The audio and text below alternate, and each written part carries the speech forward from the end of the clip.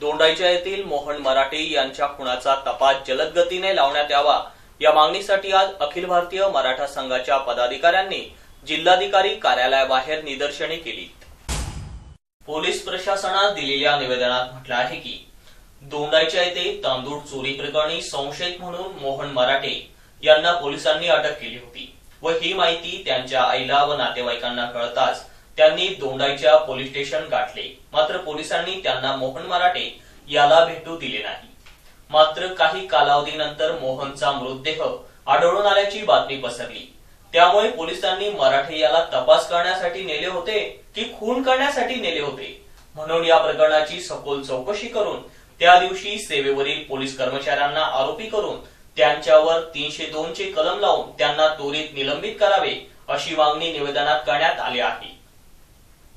निवेदन देतेवेळी अखिल भारतीय मराठा महासंघ धुळे जिल्हाध्यक्ष जगनबापू ताकटे, बाजीराव खैरनार, शहर अध्यक्ष विक्रम काळे, पवन शिंदे, संजय नेतकर, उमेश पवार, राजेंद्र मराठे, अमोल साळुंके आदी उपस्थित होते।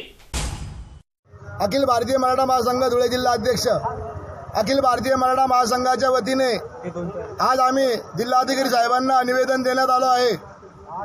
दोंडाईच्या तांदूळ चोरी प्रकरणात जे मोहन मराठे होते त्यांना पोलिसांनी संशयित म्हणून त्यांना अटक केली होती, परंतु त्यांचा तपास कोणत्या प्रकारात केला ते समजलं नाही आणि त्या मोहन मराठेचा खून होऊन शनी त्या रस्त्यावर बेवारस म्हणून पडले होते।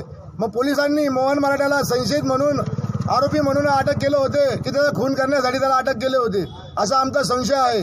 त्या दिवशी पोलीस स्टेशनमध्ये जेवढे काही पोलीस होते त्यांच्यावर तात्काळ गुन्हा करून 302 चा कलम लावून सनी त्यांना अटक झाली पाहिजे आणि त्यांना तात्काळ निलंबित करण्यात यावे व अन्यथा अखिल भारतीय मराठा महासंघाच्या वतीने तीव्र आंदोलन करण्यात येईल असा इशारा आम्ही देण्यात येत आहे।